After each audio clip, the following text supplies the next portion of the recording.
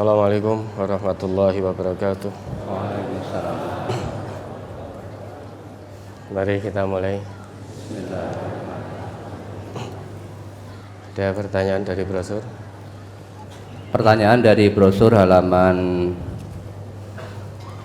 7 masuk ke 8. An Anasin anin Nabiyyi sallallahu alaihi wasallam qala inna izamal jazai ma'a izamil balai wa inna allaha idza ahabba qauman ibtalahum faman radhiya falahur ridha wa man sakhita falahus sakhatu. Rawahu Tirmidzi. Dari Anas, dari Nabi sallallahu alaihi wasallam, beliau bersabda, sesungguhnya besarnya balasan itu tergantung besarnya cobaan. Dan sesungguhnya Allah apabila mencintai suatu kaum, maka Allah memberikan cobaan kepada mereka. Barang siapa yang ridho, maka dia mendapatkan keridhaan Allah. Dan barang siapa yang menggerutu, yakni tidak ridho, maka dia mendapatkan murka Allah. Pertanyaan, bagaimana jika ketika di awal cobaan seorang hamba sempat mengeluh akan cobaan yang diberikan Allah, kemudian di pertengahan dan akhir cobaan itu, kemudian dia ridho akan cobaan itu, bahkan bersyukur karena di balik cobaan itu ternyata ada hikmah yang terbaik untuk kebaikan akhiratnya. Apakah seorang hamba ini termasuk yang mendapatkan murka dari Allah? Di awalnya menggerutu, jadi menyalahkan Allah karena telah diuji, dicoba dengan hal-hal yang tidak menyenangkan.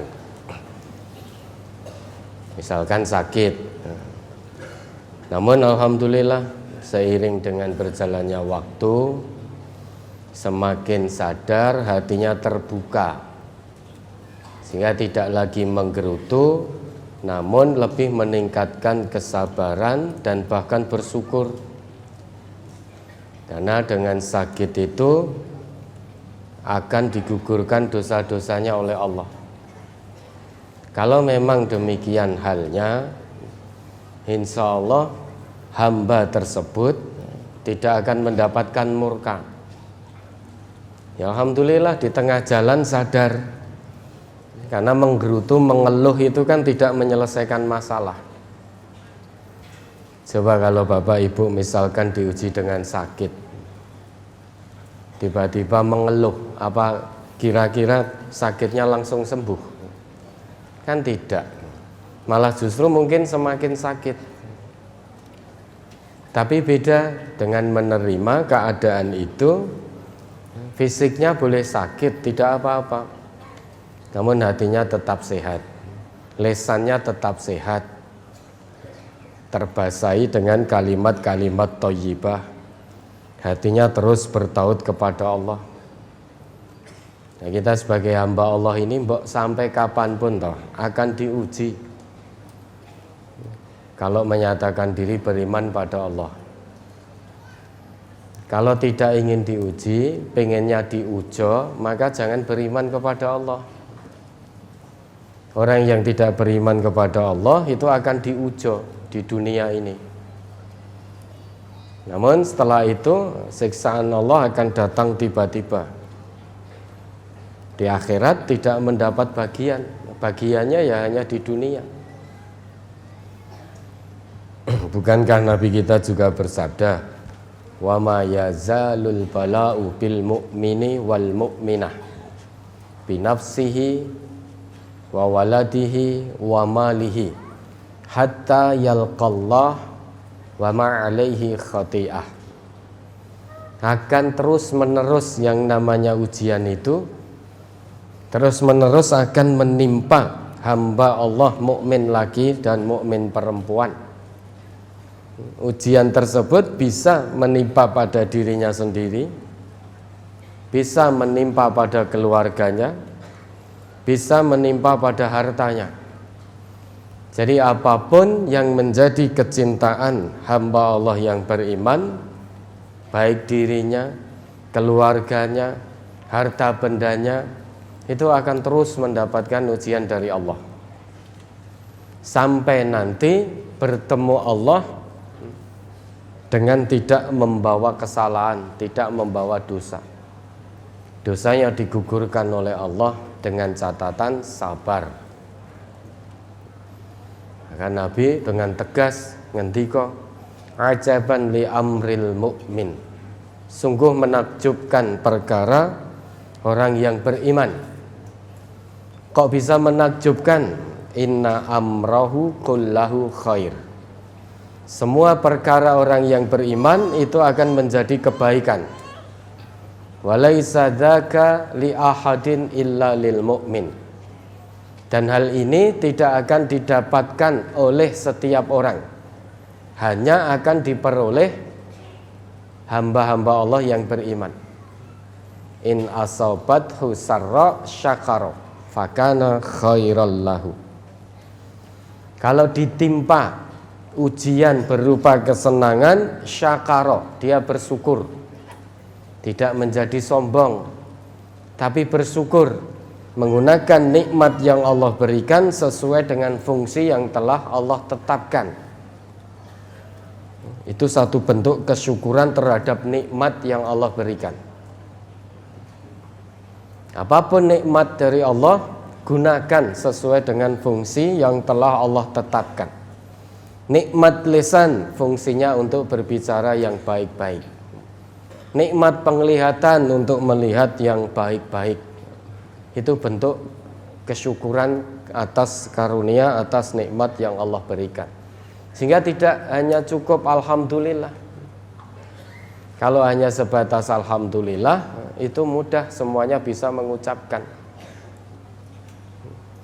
Misalkan diberi nikmat kesehatan, selain mengucap alhamdulillah, gunakan nikmat sehat itu sesuai dengan fungsi yang Allah tetapkan.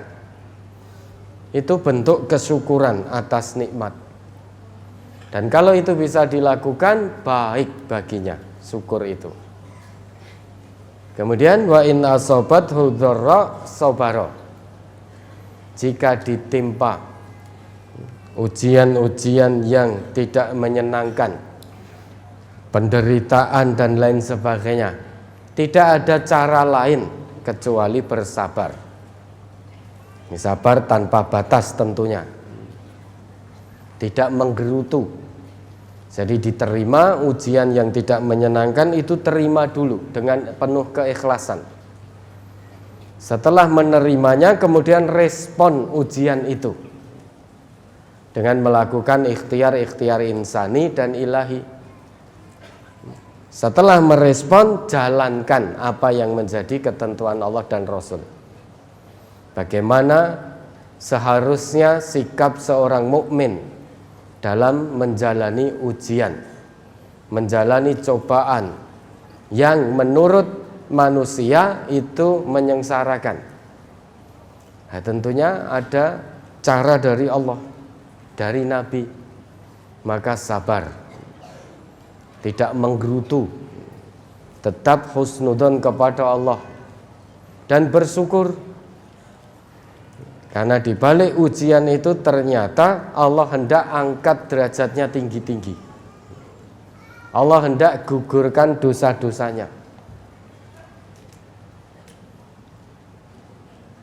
Nah, insya Allah yang bertanya tadi tidak termasuk yang mendapatkan murka dari Allah, karena sadar seiring dengan berjalannya waktu menjadi sadar, mohon ampun pada Allah, dan bisa bersyukur dengan ujian yang menimpa dirinya. Ya, ada lagi.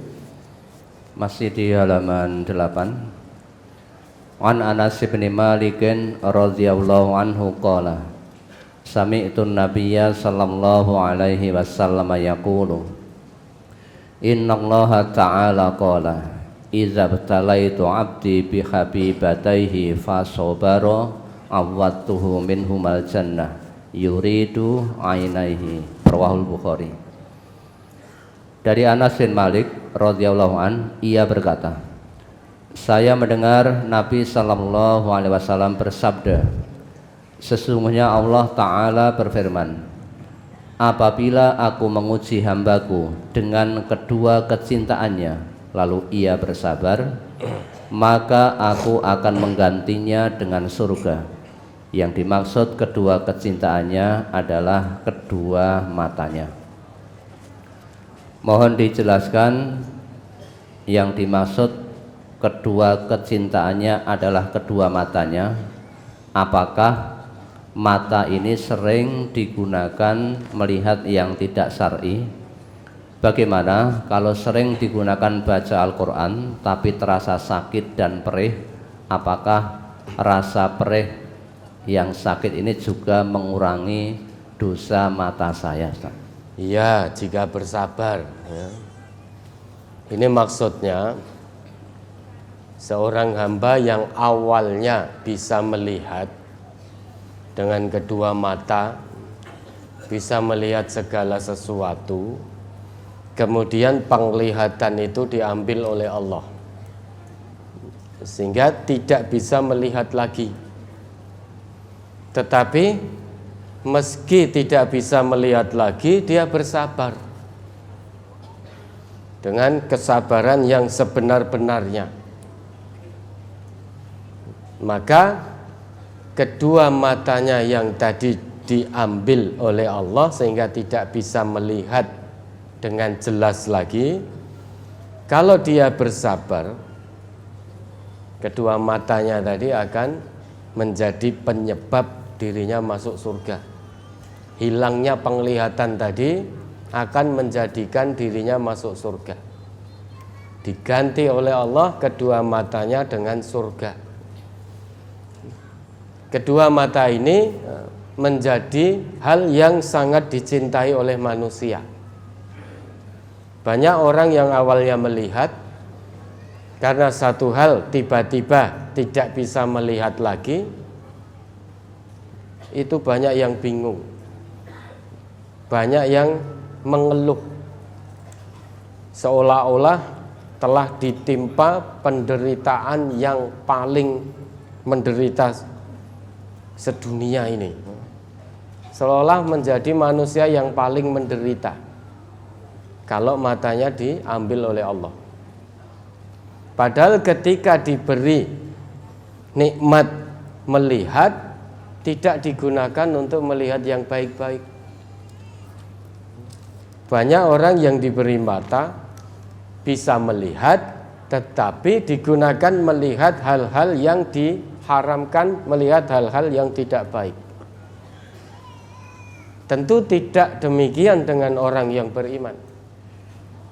Saat diberi nikmat penglihatan, dia gunakan untuk melihat yang baik-baik. Termasuk melihat yang baik-baik itu gunakan untuk membaca Al-Quran. Namun jika suatu hari nanti Allah uji, Allah ambil penglihatan kita, maka bersabar. Berkali-kali pernah kita ceritakan ya, satu kisah seorang anak kecil di Mesir ini. Dia tidak bisa melihat sejak lahir. Itu didatangi oleh reporter televisi dari stasiun televisi, datang ke rumahnya. Singkat cerita menanyakan, kira-kira jika Allah mengabulkan doamu, mengabulkan permintaanmu saat ini, apa yang akan kamu minta? Ini anak kecil 7 tahun, belum masuk usia taklif. Namun jawabannya sungguh mencengangkan, jawabannya sungguh bagi orang-orang yang sehat itu sangat mencengangkan, karena tidak pernah terpikir jawaban itu bagi kita. Anak tadi menjawab, jika Allah kabulkan doaku saat ini, maka aku akan mohon pada Allah untuk tidak dijadikan bisa melihat. Karena dengan mataku yang buta ini, Allah anugerahkan aku bisa menghafal ayat-ayat Allah, bisa berinteraksi dengan Al-Quran. Belum tentu jika aku bisa melihat, aku akan gunakan kedua mataku untuk berinteraksi dengan ayat-ayat Allah. Coba, itu kalau kita dalam kondisi buta, ketika ditanya, andai kata dikabulkan doanya oleh Allah, yang terlintas di benak dulu pengen melihat, pengen bisa melihat, tapi tidak dengan anak kecil tadi. Ternyata jawabannya, aku akan mohon pada Allah agar terus menjadikanku buta. Karena dengan kebutaan ini, aku bisa berinteraksi dengan ayat-ayat Allah. Dengan kebutaan ini, aku bisa menghafal ayat-ayat Allah. Jika seandainya Allah jadikan aku melihat, mungkin aku tidak akan lagi menghafal ayat-ayat Allah, tidak akan lagi berinteraksi dengan ayat-ayat Allah. Mungkin saja dengan mata yang bisa melihat, aku akan pergi ke sana kemari ke tempat-tempat maksiat. Ini luar biasa. Anak kecil belum punya dosa, tetapi betul-betul bisa bersabar menghadapi ujian dari Allah. Dia gunakan ujian dari Allah itu untuk menghafalkan ayat-ayat Allah. Beda dengan kita, diuji dengan kebutaan yang ada ngamuk-ngamuk, mungkin ya misuh-misuh juga. Karena awalnya melihat keindahan dunia yang fana ini, kok tiba-tiba tidak bisa melihat lagi. Nah, makanya kalau tadi Bapak atau Ibu untuk membaca Al-Quran perih, sakit dan lain sebagainya, jika tetap dalam kesabaran penuh, maka insya Allah dosanya akan dikurangi. Namun kita tertusuk duri kecil saja, kalau kita sabar itu akan mengurangi dosa-dosa kita. Itulah maha kasih sayangnya Allah kepada hamba-hambanya yang beriman. Bahkan rasa letih, rasa lelah, rasa payah itu bisa mengurangi kesalahan, bisa menggugurkan dosa hamba-hamba Allah yang beriman. Ma min muslimin ma yusibul muslima min wasobin min nasobin. Apa tadi hadisnya itu? Coba. Ma yusibul muslima min nasobin wala wasobin wala hammin wala hazanin wala adha wala ghammin hatta syaukati yushakuha illa kaffarallahu biha min khotoyahu. Tidaklah seorang muslim ditimpa kepayahan atau ditimpa rasa sakit atau ditimpa kecemasan atau ditimpa duka cita atau ditimpa gangguan atau ditimpa kesedihan hati, bahkan sampai tertusuk duri sekalipun, melainkan Allah akan hapus kesalahan-kesalahannya. Kurang bersyukur apa kita kepada Allah? Rasa lelah, rasa letih, rasa sakit yang kita rasakan, kesedihan yang kita rasakan, kecemasan, gangguan apapun bentuknya, sampai tertusuk duri sekalipun, itu bisa menggugurkan dosa-dosa. Sehingga kalau kita tidak bersyukur kepada Allah, lantas hati ini terbuat dari apa? Kok sampai tidak bisa bersyukur kepada Allah dengan sebenar-benar syukur. Ya, mudah-mudahan bisa dipahami. Ada lagi? Halaman 5 surat Al-Imran ayat 186. La tublawunna fi amwalikum wa anfusikum wa la tasma'unna minal ladzina utul kitaba min qablikum wa minal ladzina asyraku azan katsira wa in tasbiru wa tattaqu fa inna dzalika min azmil umur. Kamu sungguh-sungguh akan diuji terhadap hartamu dan dirimu, dan juga kamu sungguh-sungguh akan mendengar dari orang-orang yang diberi kitab sebelum kamu dan dari orang-orang yang mempersekutukan Allah gangguan yang banyak yang menyakitkan hati. Jika kamu bersabar dan bertakwa, maka sesungguhnya yang demikian itu termasuk urusan yang patut diutamakan. Terkait dengan ayat di atas, di desa kami ada acara jalan sehat dengan membagikan kupon berhadiah. Harga tiap kupon 5.000. Hadiah diundi selesai acara. Catatan, hadiah diambil dari hasil jual kupon. Apakah itu tergolong judi? Apakah itu termasuk ujian dari Allah karena hadiahnya menggiurkan, Ustaz? Maksudnya gimana? La tublawunna fi amwalikum wa anfusikum ini maksudnya jadi Allah akan uji harta kita. Mungkin dengan kekurangan harta, mungkin kemudian usaha kita menjadi bangkrut, usaha kita tidak laku, di PHK dari tempat pekerjaan. Ini maksud dari Allah akan uji terus terkait dengan hartamu. Mungkin kesulitan dalam mencari pekerjaan. Ketika sudah mendapatkan hasil, mungkin dicuri orang, dirampok orang, diserobot orang proyeknya. Ini ujian terkait harta. Lah adapun tadi jalan sehat, ada durpres itu. Ada durpres.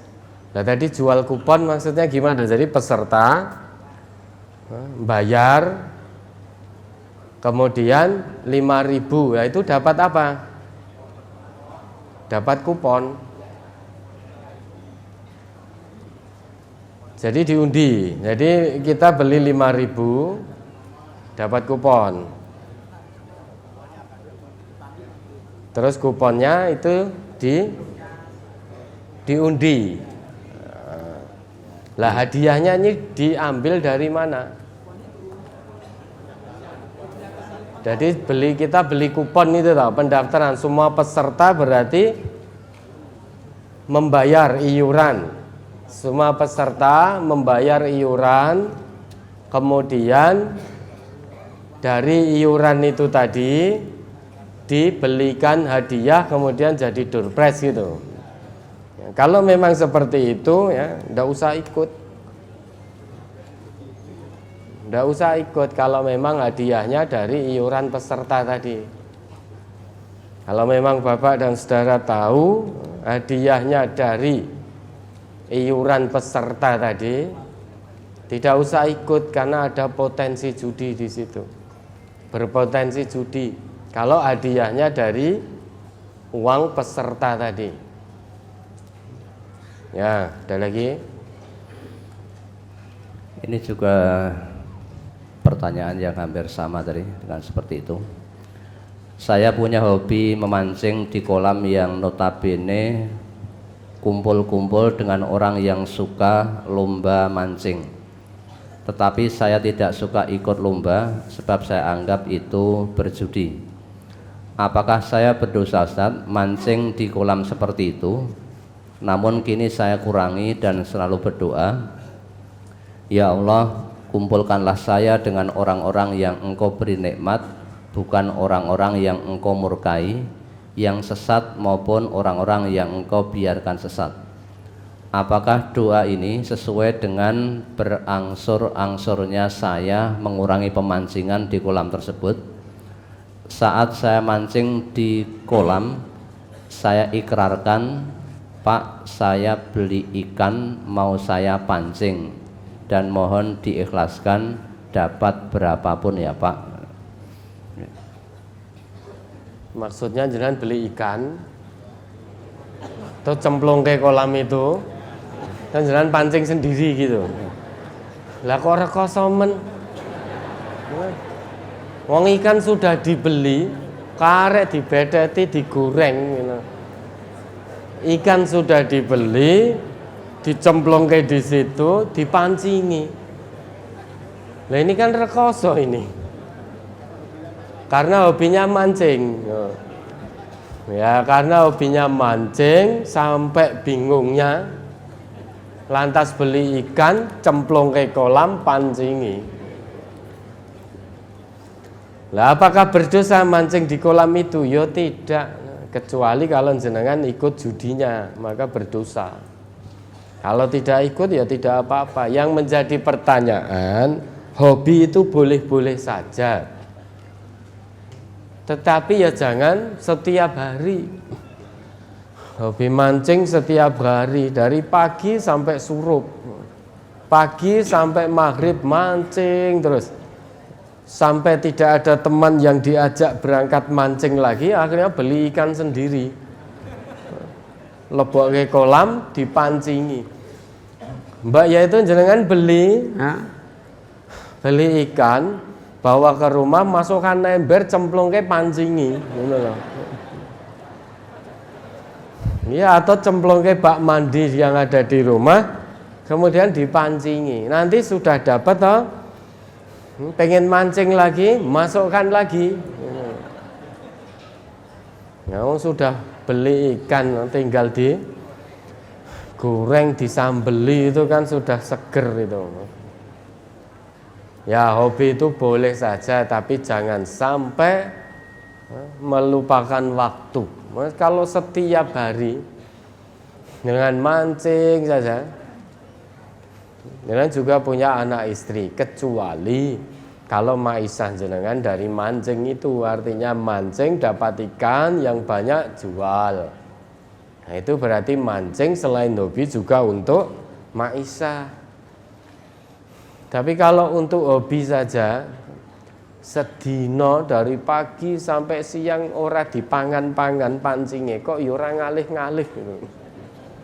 Itu menandakan tempat itu mungkin tidak ada ikannya, atau ada tapi ikannya sudah kenyang, atau ada tetapi ikannya tidak suka dengan umpannya tadi.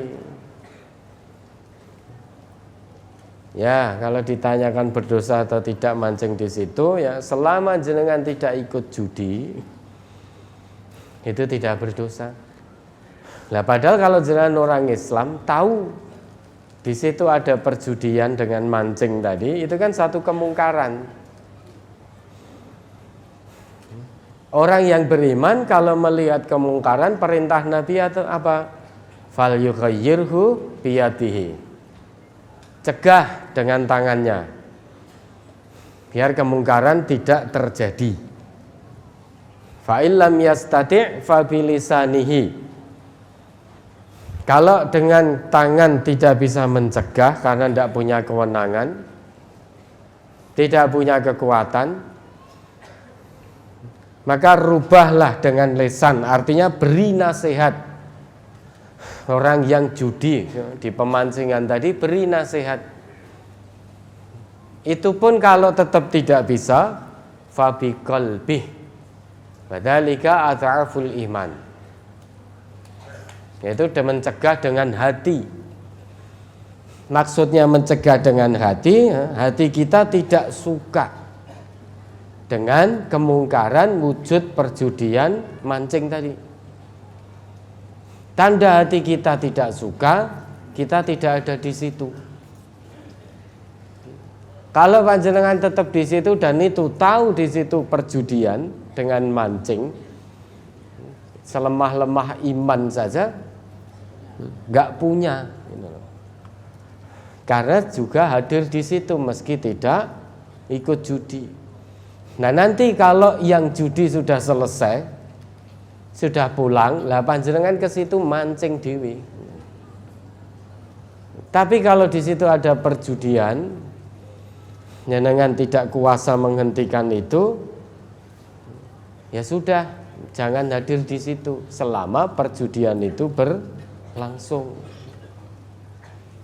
Nanti kalau sudah selesai acara judi mancingnya, lah baru panjenengan mau menyalurkan hobi. Ning yo aja suwe-suwe dari pagi sampai maghrib. Maka kalau ingin nyalurkan hobi model seperti itu, beli ikannya yang sedikit saja, 2 atau 3 itu tok. Cemplung ke situ, pancing. Kalau sudah dapat 3 berarti sudah kepancing semua ikannya. Segera pulang untuk melakukan hal-hal yang lebih bermanfaat. Hobi itu boleh, tapi kalau setiap hari itu juga punya keluarga, punya anak istri. Kecuali kalau memang mancing itu menjadi maisah, bermaisah dari hasil mancing, maka silahkan mancing setiap hari. Ya, ada lagi.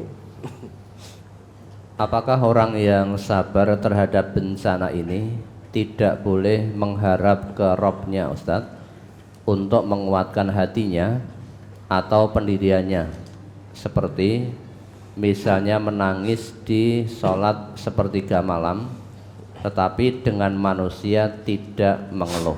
Ini mohon penjelasan. Loh, yang namanya sabar itu kita hanya bergantung, hanya berharap pada Allah. Misalkan sakit atau ujian apapun yang tidak menyenangkan, mengadulah hanya kepada Allah. Mohon agar dilepaskan dari ujian yang tidak menyenangkan. Justru orang yang sabar dengan sabar yang sebenar-benarnya, itu dia bergantung hanya kepada Allah, mengadu hanya kepada Allah, memohon hanya kepada Allah, bukan kepada selain Allah. Boleh misalkan di sepertiga malam kita bangun, dalam sujud-sujud panjang kita menangis memohon kepada Allah agar dikuatkan, disabarkan dalam menerima ujian-ujian keimanan dan ketakwaan ini. Mohon hasil terbaik dari Allah. Kalau itu sudah terbaik, ya pasti baik untuk kita, karena itu dari Allah. Makanya jangan pernah meninggalkan Allah. Bermohon itu hanya kepada Rabb, hanya kepada Allah, bukan kepada manusia. Namun berdoa saja kepada Allah tidak cukup, harus dilakukan ikhtiar insani. Misalkan sakit, kita berdoa saja tanpa berobat, itu ya tidak bisa. Artinya kita berobat kepada ahlinya, kemudian memohon kepada Allah, diberikan hasil yang terbaik, diberikan kecocokan, diberikan kesabaran, keikhlasan dalam menjalani sakitnya, dijauhkan dari sifat mengeluh, dari sifat berkeluh kesah, dari prasangka buruk kepada Allah. Mohonlah kepada Allah. Kalau kita sudah mohon pada Allah, hati itu tenang. Bergantung hanya kepada Allah, hati itu tenang. Sekalipun fisiknya sakit, namun hatinya tetap menjalani ujian iman dan takwa itu dengan penuh ketenangan. Tidak ada rasa khawatir dengan sakitnya. Nek ra mari-mari gek mati piye, nah itu kan khawatir. Padahal sakit atau tidak sakit, manusia itu tetap mati. Banyak yang sakit oleh Allah masih diberi hidup. Tapi banyak yang tidak sakit ternyata sudah meninggal dunia. Banyak dokter yang memeriksa pasien dengan penyakit berat, pasiennya masih bisa senyum sampai hari ini, ternyata dokternya sudah berpulang. Maka yang namanya kematian itu tidak harus sakit dulu. Sakit itu hanya satu sebab dari sekian banyak penyebab kematian. Orang sakit itu tidak otomatis mesti mati dengan sakitnya, tidak. Maka jangan khawatir. Lah, ini hanya bisa kalau kita bergantung hanya kepada Allah. Meski sakit berat, mungkin kanker stadium sekian, namun kalau hati ini terus bertaut kepada Allah, hati akan tenang, tidak khawatir, tidak kemerungsung.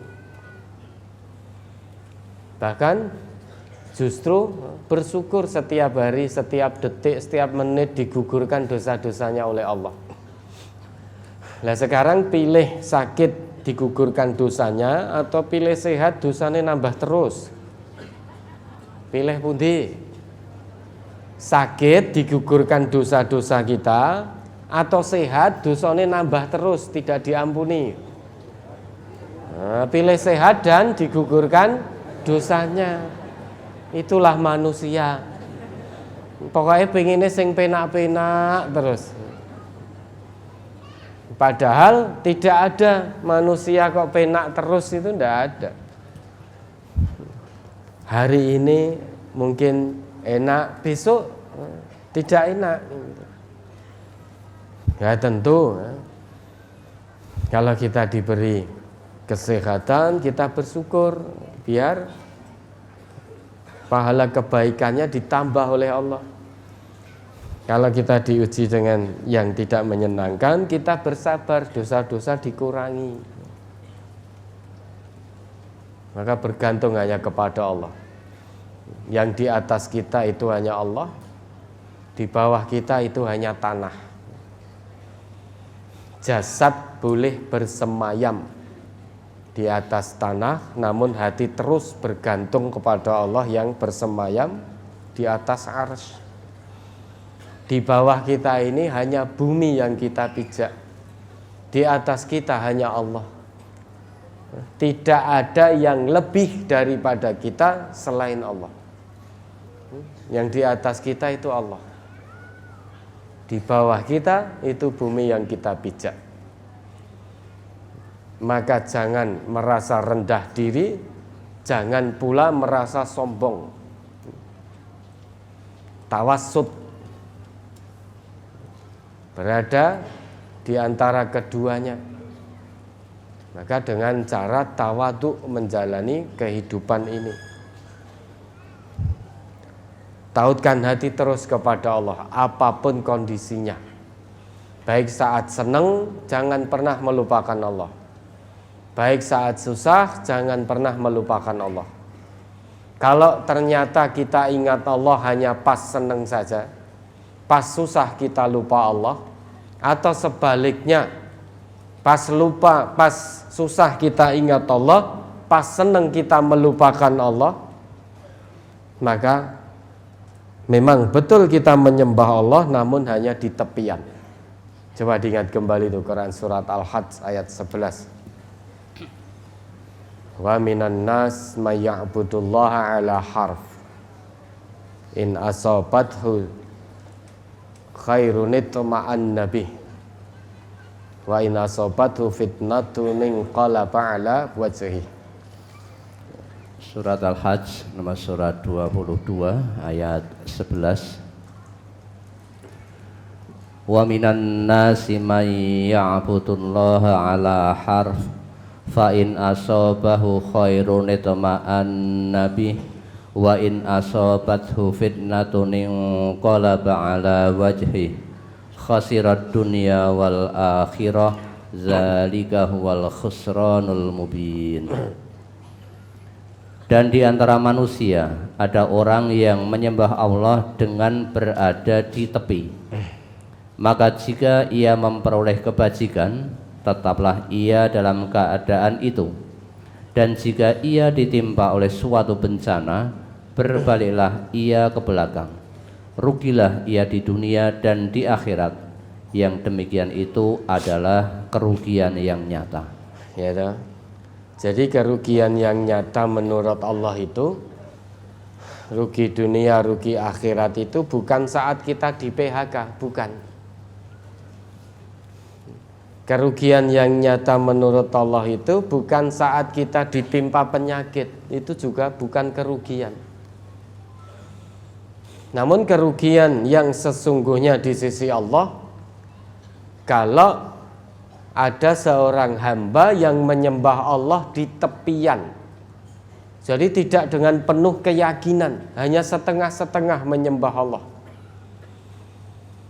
Tandanya orang itu menyembah Allah setengah-setengah, in asobahu khairun itma'an nabih. Dia ingatnya Allah kalau pas seneng saja. Kalau pas susah, dia kembali melupakan Allah. Atau sebaliknya, di ayat lain disebutkan kalau dia pas susah, dia semakin dekat kepada Allah. Seolah-olah menjadi hamba Allah yang paling soleh ketika diuji dengan kesusahan. Setiap pagi, setiap waktu, entah pagi, siang, sore, petang, malam, bersimpuh di hadapan Allah, bersujud kepada Allah. Mohon dilepaskan dari bencana, mohon dilepaskan dari musibah. Namun begitu Allah lepaskan dari bencana itu, tiba-tiba dia menjadi kufur nikmat, tidak bisa bersyukur. Sudah tidak dekat lagi kepada Allah, semakin jauh, semakin jauh, semakin jauh. Ini orang yang rugi dunia, rugi akhirat. Kerugian yang sesungguhnya itu seperti ini. Jadi kerugian yang sesungguhnya menurut Allah bukan saat kita kehilangan pekerjaan, bukan saat kita kehilangan keluarga yang kita cintai, bukan saat kita ditimpa penyakit, bencana dan musibah. Bukan itu kerugian yang sesungguhnya. Kalau kerugian yang sesungguhnya yaitu menyembah Allah hanya setengah-setengah. Diuji dengan kenikmatan, dia ingat Allah.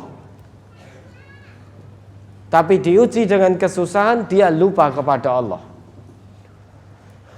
Atau diuji dengan kesusahan, dia dekat sekali kepada Allah. Begitu ujiannya diganti oleh Allah dengan kesenangan, dia menjadi kufur, menjadi sombong. Fa idza massal insana dzurrun da'ana summa idza khawalnahu ni'matan minna qala innama utituhu ala ilm bal hiya fitnah walakinna aktsarahum la ya'lamun. Kita ingat kembali itu Az-Zumar ayat 49. Surat Az-Zumar nomor surat 39 ayat 49. Fa idza massal insana dzurrun ta'ana summa idza khawwalnahu ni'matan minna qala innama utituhu ala ilm bal hiya fitnatun walakinna aktsarahum la ya'lamun. Maka apabila manusia ditimpa bahaya, ia menyeru kami. Kemudian apabila kami berikan kepadanya nikmat dari kami, ia berkata, sesungguhnya aku diberi nikmat itu hanyalah karena kepintaranku. Sebenarnya itu adalah ujian, tetapi kebanyakan mereka itu tidak mengetahui. Ya toh? Kalau manusia mengetahui sebetulnya musibah yang tidak menyenangkan atau nikmat sesuatu hal yang menyenangkan, itu semuanya adalah ujian dari Allah.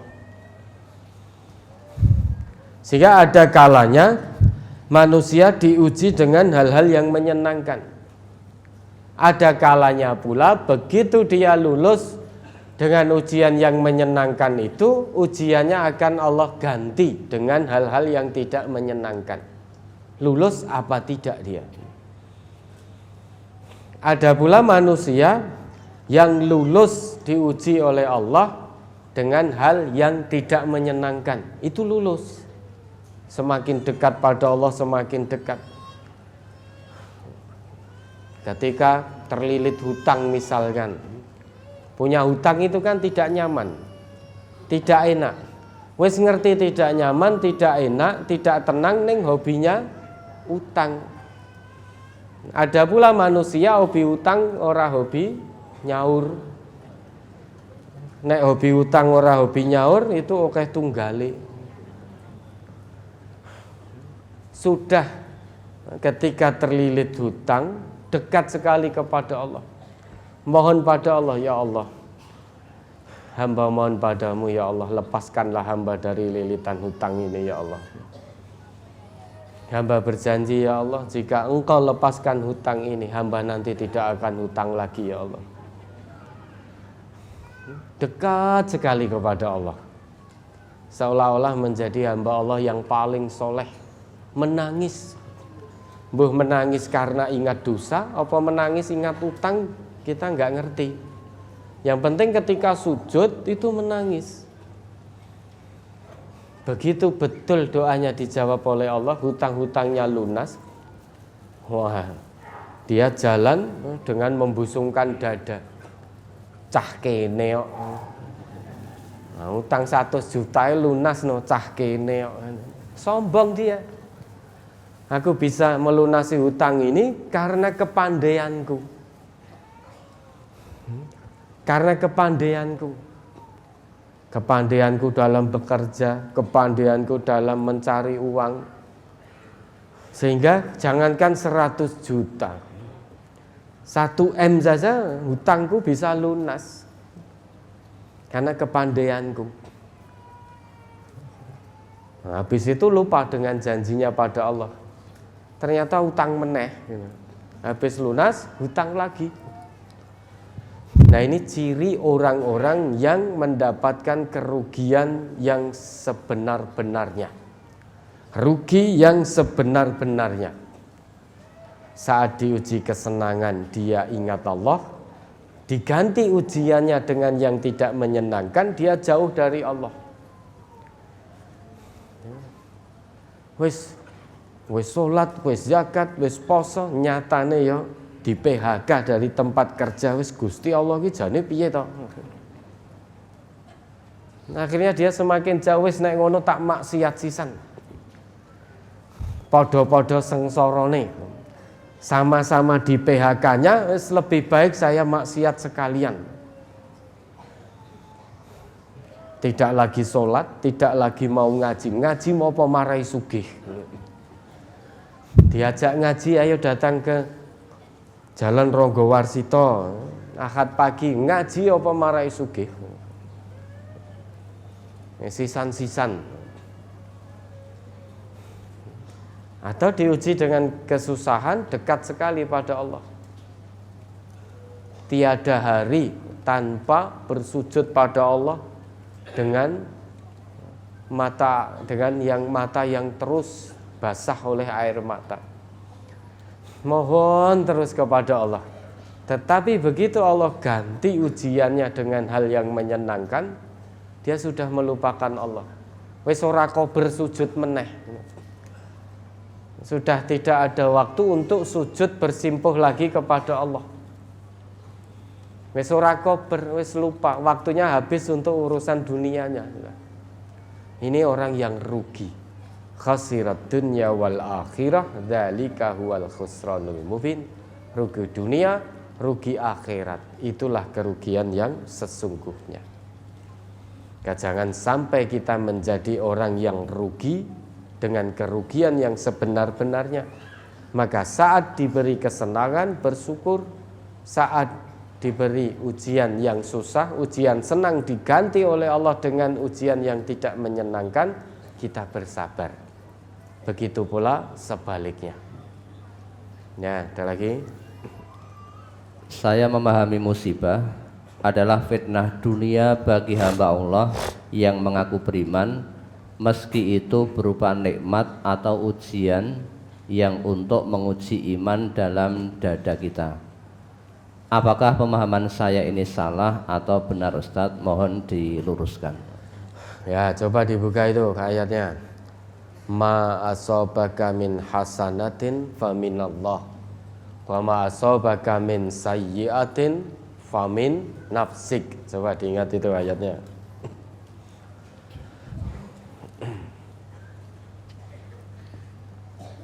Surat An-Nisa ayat 79. Ma asobaka min hasanatin faminallah wa ma asobaka min sayyiatin famin nafsik wa arsalnaka linnasi rasulan wa kafa billahi syahida. Apa saja nikmat yang kamu peroleh adalah dari Allah, dan apa saja bencana yang menimpamu maka dari kesalahan dirimu sendiri.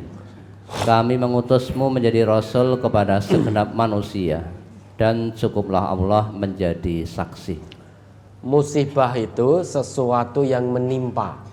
Baik sesuatu yang menimpa itu berupa kesenangan ataupun berupa kesusahan, itu semuanya musibah. Dia satu akar dengan asoba yusibu. Di ayat ini Allah jelaskan ma asobaka min hasanatin faminallah. Apapun yang menimpa dirimu dari kebaikan maka itu dari Allah. Wa ma asobaka min sayyiatin famin nafsik. Apapun yang menimpa pada dirimu berupa keburukan itu dari dirimu sendiri. Sehingga musibah itu segala sesuatu yang menimpa, baik yang menimpa itu kesenangan maupun yang menimpa itu kesusahan, semuanya adalah musibah. Dan itu ujian bagi hamba Allah yang beriman. Misalkan, kalau kita diuji oleh Allah, ditimpa musibah yang tidak menyenangkan, kalau ternyata kita tidak bisa bersabar, maka tidak sabarnya kita itu merupakan satu keburukan pilihan dari kita sendiri. Sekalipun ditimpa musibah yang tidak menyenangkan, kalau kita bersabar maka itu akan menjadi baik. Karena sabar itu pilihan dari Allah. Meski tidak menyenangkan, kalau kita sabar maka sabar itu akan menjadikan baik dari musibah. Nah, kalau kita tidak memilih sabar, justru mengeluh, menggerutu, keluh kesah, itu bukan dari Allah. Tidak ada. Allah perintahkan ayat keluh kesah itu tidak ada. Nah, kita berkeluh kesah berarti keluh kesah itu pilihan kita sendiri. Maka saat berkeluh kesah itu famin nafsik, itu dari dirimu sendiri. Hasilnya pasti buruk. Karena kita tidak mengambil pilihan yang Allah tawarkan. Allah tawarkan pilihannya melalui nabinya. Jika diuji dengan yang tidak menyenangkan, pilihan dari Allah sabar sudah. Sabar akan jadi kebaikan. Namun ternyata kita pilih keluh kesah. Lah keluh kesah itu famin nafsik, dari dirimu sendiri. Bukan pilihan yang Allah tawarkan. Tidak ada tawaran dari Allah orang yang ditimpa musibah kok diperintah untuk keluh kesah, itu tidak ada. Perintahnya sabarlah, sabar itulah pilihan dari Allah. Maka akan menjadi kebaikan. Begitu pula sebaliknya. Sikap yang Allah tawarkan pada hambanya yang beriman, jika ditimpa musibah berupa kebaikan, berupa kesenangan, sikapnya adalah bersyukur. Itu pilihan dari Allah, syukur itu. Kalau ternyata kita tidak mengambil tawaran Allah ini, namun kemudian kita menjadi sombong dengan kenikmatan itu, maka sombong itu pilihan diri kita sendiri, bukan pilihan dari Allah. Sekalipun bentuknya nikmat, kalau kita tidak bisa mensyukurinya, menjadikan kita sombong, maka itu satu keburukan. Segala hal yang buruk itu bukan dari Allah, tetapi famin nafsik, dari diri kita sendiri. Kalau dari Allah itu semuanya kebaikan. Timpakan musibah berupa nikmat, bersyukur, akan jadi kebaikan. Musibah berupa bencana, berupa keburukan, dia bersabar, akan jadi kebaikan kalau memilih pilihan yang Allah berikan. Tapi kalau memilih pilihannya sendiri, ya pasti buruk akibatnya. Diberi nikmat, diperintah oleh Allah untuk syukur, malah sombong. Lah sombong ini menjadi celaka. La yadkhulul jannah man kana fi qalbihi misqalu dzarrah min kibrin. Tidak akan masuk surga siapapun yang di dalam hatinya ada sifat sombong meski hanya seberat dzarrah. Orang sombong, kata Nabi, tidak akan masuk surga. Kalau punya sifat sombong meski hanya sebesar dzarrah, jangan harap surganya Allah. Karena sombong tidak ada kamus dalam petunjuk Al-Quran. Itu bukan kamusnya orang yang beriman. Orang yang beriman itu menjalani hidup ini dengan penuh tawadhu. Wa ibadur rahman alladzina yamshuna 'alal ardi hauna. Hamba Allah yang Ar-Rahman, hamba Allah yang Maha Pengasih, itu yang menjalani amanah kehidupan ini dengan tawadhu, rendah hati. Nah, maka musibah apapun bentuknya, baik yang menyenangkan ataupun yang menyedihkan, itu bagi hamba Allah yang beriman merupakan ujian iman, ujian takwa. Jika betul segala sesuatu yang menimpa kita itu musibah, karena musibah itu dari asoba yusibu. Asoba yusibu itu sesuatu yang menimpa. Yang menimpa bisa berupa hasanah, bisa berupa sayyi'ah. Maka musibah bisa berupa kenikmatan, bisa berupa kesengsaraan. Kenapa kok musibah bisa berupa hal-hal yang menyenangkan? Karena berapa banyak orang diamanai oleh Allah dengan hal yang tampak menyenangkan tetapi tidak bisa bersyukur. Ketiadaan rasa syukur inilah akan jadi musibah bagi dirinya. Ya, ada lagi. Bolehkah kita menghibur orang sakit dengan cara menceritakan kisah-kisah terdahulu? Misalnya orang yang diuji sakit lama kronis, kita boleh menghibur dengan sedikit cerita-cerita tentang kisah Nabi Ayub misalnya. Karena tidak dipungkiri kadang saat sakit ada yang putus asa dengan sakitnya, Ustaz. Ya boleh. Boleh kita menjenguk saudara kita yang sakit, hibur saudara kita. Ceritakan kisah-kisah yang ada dalam Quran. Bagaimana kesabaran orang-orang soleh ketika diuji dengan penyakit yang begitu berat. Ceritakan kisah Nabi Ayub. Bagaimana kesabaran dan ketawakalan Nabi Ayub. Katakan pada yang sedang sakit, gerah nopo, kanker stadium 4, oh enggak apa-apa. Tidak apa-apa. Ya alhamdulillah dosanya digugurkan oleh Allah.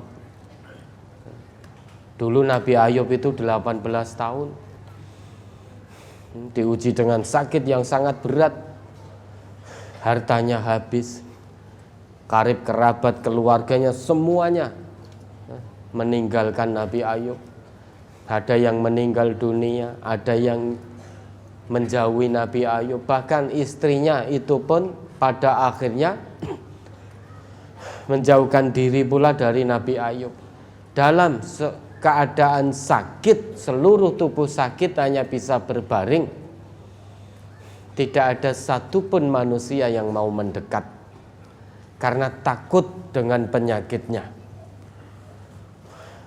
Namun lisan dan hati Nabi Ayub tidak pernah sakit, sehingga terus memohon pada Allah, berzikir kepada Allah. Hatinya terus bertaut kepada Allah, tidak ada yang namanya mengeluh. Nah, ini kanker stadium 4, tidak apa-apa, la ba'sa, tohur insyaallah. Menjenguk orang sakit memang harus begitu. Iyadatul marid, jangan malah nambahi beban. Jangan gerah apa jantung sudah pasang ring, walah tetangga saya pasang ring 1 minggu. Wah pun sek niki pun istighfar mawon, sudah banyak ibadah. Tetangga saya itu pasang ring gak sampai 1 minggu. Dan jenengan niki pun 2 minggu. Wah ini pun untung niki. Alhamdulillah. Kalau ada yang jenguk sakit ngomongnya seperti itu, segera suruh pergi. Jangan diterima. Segera suruh pergi. Jenguk orang sakit itu harus dibangun, bisa membangun rasa optimis. Meskipun tidak usah dijelaskan, orang juga tahu sakit kanker jantung itu berat. Namun jangan lantas, jantung ini pembunuh nomor 1 loh. Ini nek ndak segera nanti jenengan sesasi bumbuan ini. Nah tetangga saya loh, kanan kiri depan belakang saya jantung semuanya nggak sampai 1 bulan. Nah kalau ada seperti itu langsung usir saja. Jangan boleh menjenguk. Itu menambah-nambahi beban, menambah-nambahi penderitaan. Tidak usah disebutkan, orang juga tahu bahwa yang namanya kanker jantung itu penyakit yang lebih berat daripada masuk angin. Iya, butuh proses kesembuhan yang panjang. Bisa jadi dengan semangat sembuh yang timbul dari dalam, itu akan mempercepat proses kesembuhan. Namun kalau panjenengan iyadatul marid ngendikaune seperti itu tadi, meden-medeni, maka pasien semakin digrogoti oleh penyakitnya. Sudah hilang harapan, wah iki mesti mati gitu. Kalau kita jenguk orang sakit itu dengan kata-kata yang membangkitkan semangat. Udah masalah jantung. Nah kena jantung ya udah masalah, wong kita ya alhamdulillah manusia diciptakan oleh Allah diberi jantung. Ya saat ini jantung sakit tidak apa-apa. Itu kan sebagaimana kita punya gigi, terkadang sakit gigi kita. Tapi insya Allah sembuh karena Nabi ngendika likul lidain dawaun, setiap penyakit itu ada obatnya. Saat Nabi bersabda demikian, pasti sudah ada obatnya. Nah ini medis penangkat tangan ini, enggak apa-apa, medis itu bukan asyafi. Medis sudah angkat tangan, sudah maksimal pengobatan medis. Dokternya penangkat tangan, semua obat sudah masuk. Mboten napa-napa, itu menandakan dokter itu manusia biasa yang terbatas kemampuannya. Dokter itu bukan asyafi, asyafi itu Allah. Tidak usah dipenggalih, itu kan hanya omongan medis saja. Sedangkan Allah itu asyafi. Banyak bangun husnudzon pada Allah. Bangun terus husnudzon kepada Allah. Medis sudah angkat tangan, tidak ada masalah. Karena Allah, Asy-Syafi itu Allah, bukan medis. Medis itu hanya ikhtiar saja. Medis itu hanya dawa. Ya, kalau dawanya sudah dimasukkan semua, ya sudah, bismillah, Asy-Syafi itu Allah. Maka pentingnya kita membangun rasa percaya diri, rasa optimis, kemauan sembuh dari dalam diri pasien. Itu pentingnya. Jangan ditakut-takuti. Kalau jenengan takut-takuti, maka semakin digerogoti oleh penyakitnya karena tidak ada keyakinan sembuh. Kalau tidak terbangun keyakinan sembuh dari dalam diri, bisa jadi keyakinannya kepada Allah yang Asy-Syafi juga semakin luntur. Nggih, kula kantun ngentosi yok niki yok. Tinggal nunggu. Tibake sing bar ditiliki sesuk masih hidup, sing niliki mulih kok tilik tabrakan. Makanya iyadatul marid, menjenguk orang sakit, bangun dengan kisah-kisah keteladanan, kesabaran, ketawakalan orang-orang soleh. Bangkitkan semangat sembuhnya, bakar semangat sembuhnya. Oh, tidak apa-apa, fisik boleh sakit, tapi hati jenengan jangan sakit. Fisik boleh sakit, tapi lisan jangan sakit. Basahi terus dengan kalimat-kalimat thayyibah. Hati bertaut terus pada Allah. Insya Allah menjadi kafarah, penggugur dosa-dosa. Insya Allah Allah maha menyembuhkan, Allah Asy-Syafi. Bismillah, tautkan hati pada Allah, mohon kesembuhan kepada Allah. Tidak jadi persoalan. Ini hanya sakit sementara untuk Allah gugurkan dosa-dosa panjenengan. Itu bangun kekuatan itu. Semangat untuk sembuh, tetap tersenyum, semangat untuk sembuh. Bismillah, Allah akan menyembuhkan. Perkara nanti Allah berikan kesembuhan dengan cara memanggilnya. Sakit di dunia sudah tidak dirasakan. Bertemu dengan Allah tanpa membawa dosa. Atau Allah masih beri kesempatan untuk mengumpulkan bekal, Allah sembuhkan di dunia ini. Sekarang kalau kita diminta milih, sakit, digugurkan semua dosa, tapi sembuhnya dengan meninggal dunia, atau sakit, sembuh, tetap hidup di dunia, tetapi tidak digugurkan dosa-dosanya. Pilih pundi? Pilih mana coba? Sakit, sembuhnya dengan meninggal dunia, tapi digugurkan semua dosa, sampai di hadapan Allah dimasukkan surga. Atau sakit, sembuh di dunia, tidak digugurkan dosanya, sampai di hadapan Allah nanti seret masuk neraka. Pilih sembuh dengan meninggal dunia, atau sembuh dengan tetap hidup di dunia. Nah, mesti pilihannya sembuh di dunia dan digugurkan dosanya, masuk surga, kan itu. Pilihannya itu nggih mboten bodho jenengan. Itu ya pilihannya memang seperti itu. Ya, maka silakan bangun.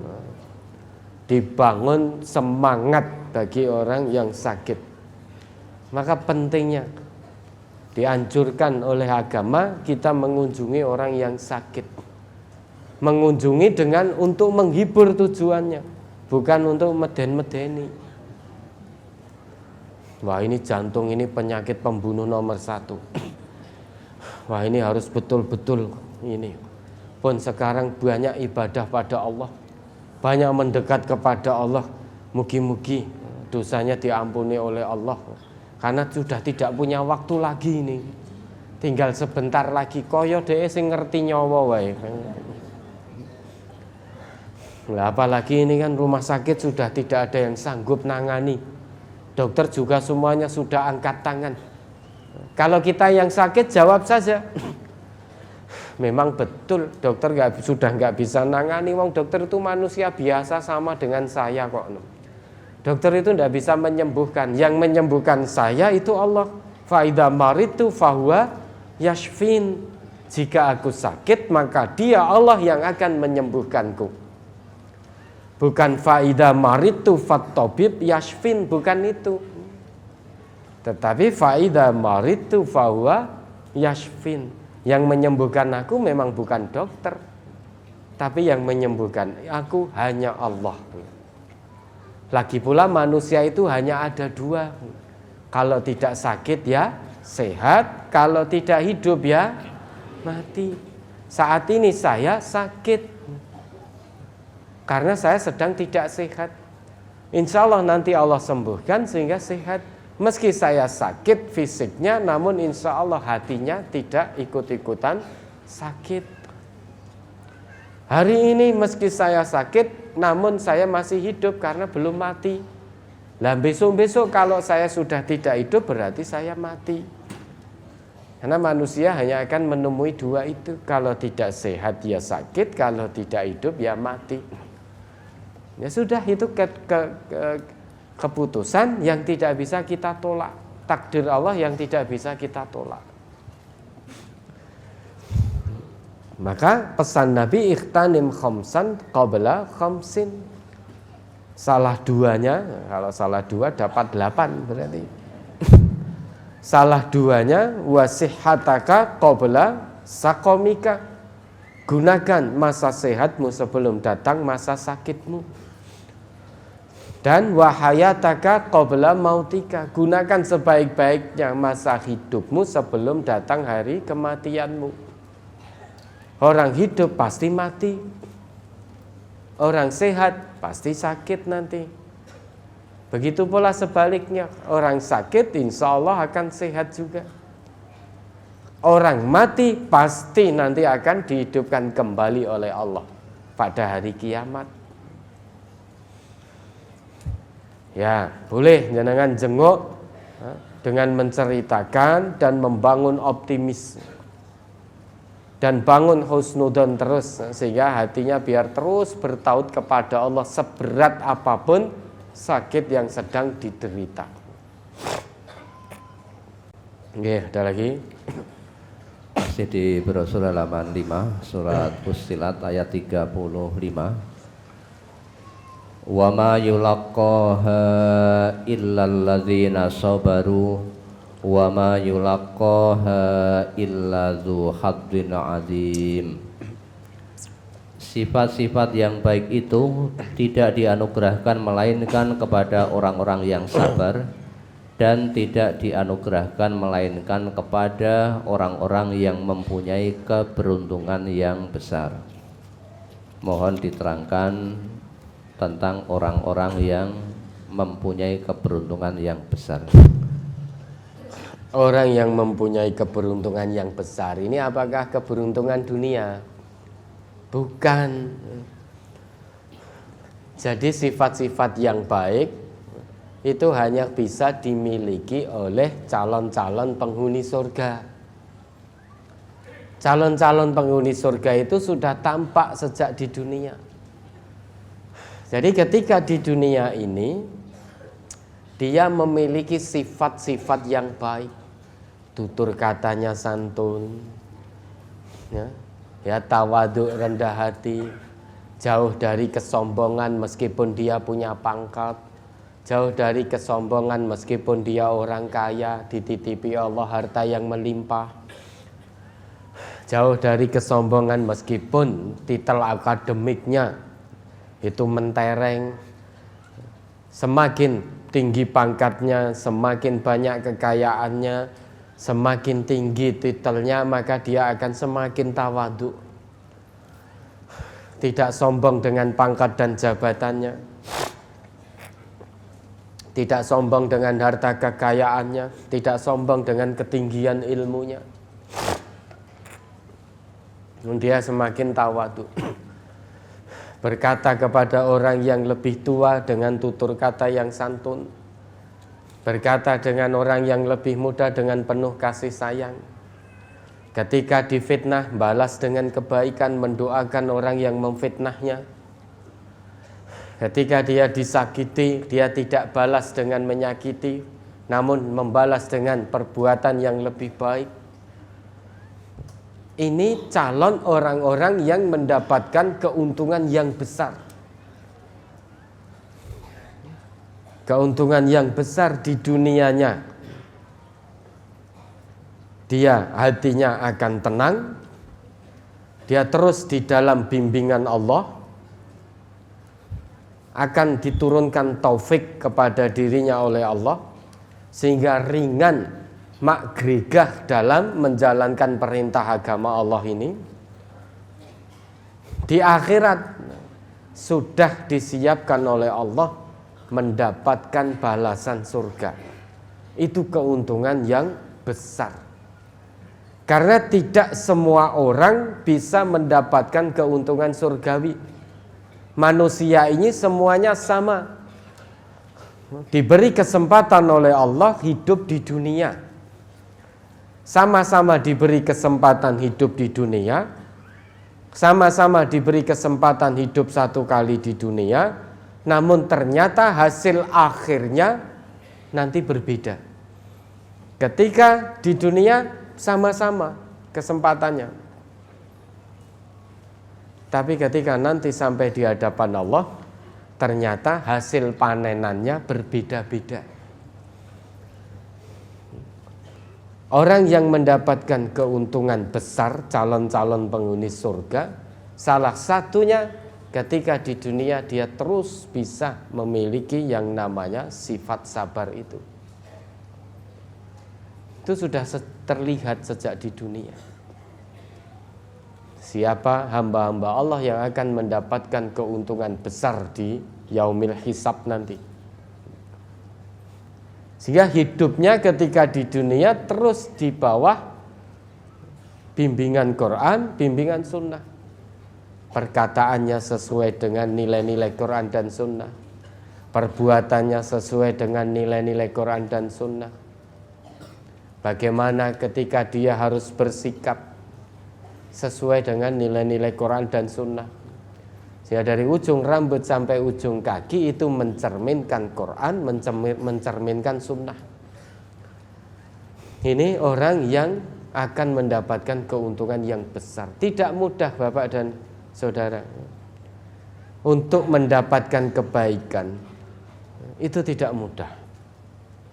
Untuk bertutur kata yang baik itu juga tidak mudah.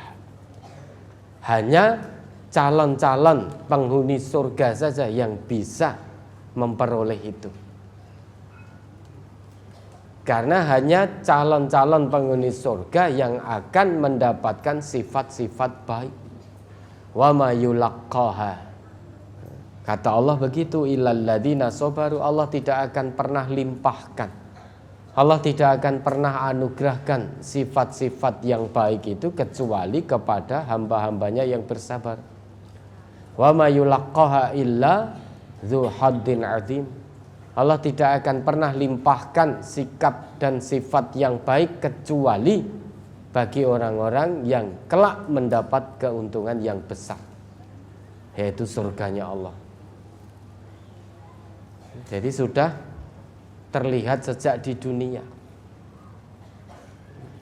Sikapnya santun, tawadhu, punya harta menjadi dermawan, dermawan karena lillah, suka menolong, suka membantu tanpa pamrih, tidak mengungkit-ungkit pemberian, tidak menyakiti hati si penerima, semua dia lakukan lillah.